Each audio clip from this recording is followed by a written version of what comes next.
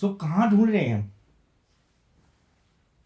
संसार के अगर हम जी सारी व्यवस्थाएं अपनी इकट्ठी करने के बाद हम ढूंढना चाह रहे, कोशिश कर रहे, तो हमारा जीवन व्यर्थ जा रहा है। तो सुख इनमें तो है ही नहीं।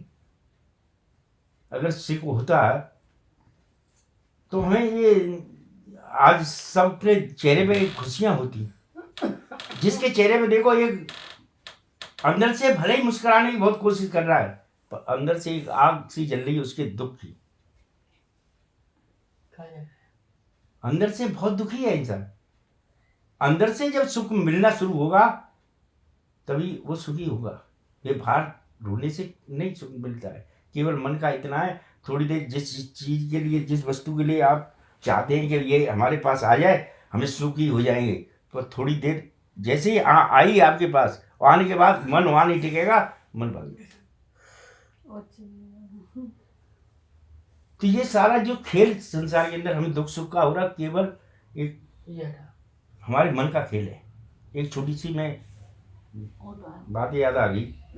एक संत थे, तो उनके पास एक व्यक्ति आया और कहने लगा कि भाई मैं बहुत दुखी हूँ, और इतना दुखी था, परिवार से धन भी नहीं था, परिवार को चलाना बहुत मुश्किल होता है, मजदूरी हो रही है, परेशानी उठा के पूरे दिन में, और डिमांड बच्चों की बढ़ती है। भाई ये संसार ही ऐसा, हर जितना समय गुजरा उतने बड़े बड़े बच्चे हुए, वो और ज्यादा दुखी होने लगा। वो फिर क्या ज्यादा दुखी हो गया, तो उसने सोचा कि अब कहाँ जाऊं मैं। वो कहते हैं कि देखो, ईश्वर जैसे सोना तपाया जाता है, ईश्वर भी अपने पास बुलाने के लिए दुख ही भेजता है इस मानव को तपाने के लिए। अगर दुख नहीं उसे मिलेगा तब तक वो खरा नहीं होगा। जब इंसान बहुत ज्यादा दुखी हो गया, और दुखी होने के बाद अब से ज्यादा जब दुखी हो गया, तो बोली कि अब आत्महत्या करने जा रहा हूं। तो एक नदी थी, चल रही थी, नदी के पास पहुंच गया। जब नदी के पास पहुंचा तो वहां से थोड़ी दूर पे एक संत दिखाई दिए। तो उन्होंने क्या करने जा रहा है भाई? क्या मैं तो आत्महत्या करने जा रहा हूँ, मैं बहुत दुखी हो गया इस जीवन से, मैं किसी को सुख नहीं दे पाया, इस जीवन को मैं मेहनत मजदूरी सब तरीके से मैंने जी भर के की, जितनी मेरी में सामर्थ्य थी। अच्छा, अब तो मैंने एक ही रास्ता चुना है कि आत्महत्या नहीं करूंगा, तो आप अपनी शरण में ले लो। तो महात्मा जी बोले कि ठीक है भाई, तू आया मेरे साथ, और एक काम करना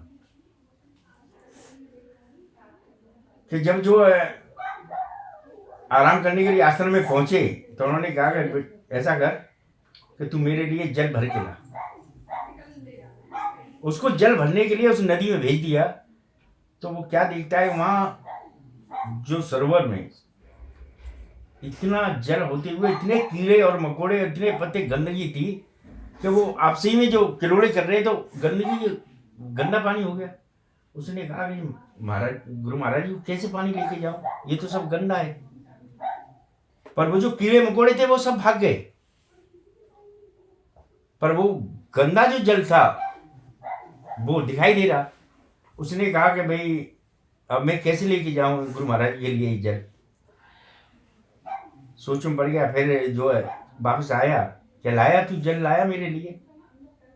तो भाई गुरु महाराज, मैं जल इसलिए नहीं लाया कि वो गंदा था, पीने लायक नहीं था। अच्छा, पीने लायक नहीं था, तू अब जा और इंतजार कर,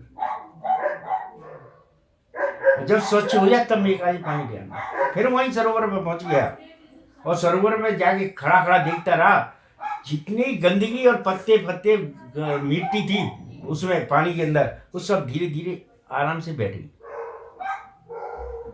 एकदम स्वच्छ दिखाई देने लगा। उसने जल पूरा भर लिया, और जल भरने के बाद लेके चला, लो गुरु महाराज की जीवता, जब तू गया था तब कैसा था कि वहाँ कीड़े बहुत जानवर थे, उनकी उन हलचल से सारा गंदा पानी था, पत्ते भी उसमें डले थे पेड़ों के, तो बहुत गंदा पानी था, मैं कैसे लाता। फिर मैंने तुझे दोबारा भेजा क्यों? कि तू देख इस संसार की जो व्यवस्था चल रही है, हमारे अंदर संयम न होने के कारण हम जो उस टाइम देखते हैं कि हमारे लायक ये यहाँ तो सुख है ही नहीं। जब जिस तरीके से सरोवर में एक इंतजार, संयम रखा तूने, इंतजार किया, तो सारी चीज गंदगी बैठी, स्वच्छ दिखा, पानी लेके आया। अगर हम इसको उसी टाइम भरता तो तेरे लायक नहीं था। आज दुख सुख जो संसार में हम आते हैं तो एकदम हमारा मन विचलित होता है, और विचलित होने के कारण हम सही उसी टाइम देखते हैं सुख को, पर थोड़ा इंतजार नहीं हो सकता। पर इंतजार न होना, संयम न होना, इसलिए दुख का कारण है। हमारे अंदर का संयम आ जाएगा, न दुख है न सुख है। ये सारा जो प्रपंच चल रहा है संसार के अंदर, एक उसी के अधीन होकर चल रहा है। हम तो अपना मान बैठे, इसलिए हम सोचते हैं हमारा हम कर रहे हैं। आज हर व्यक्ति, हर जीव अगर परेशान है तो केवल जिस सरोवर में ये गंदगी का बहाव उस टाइम था, इस तरीके जीवन में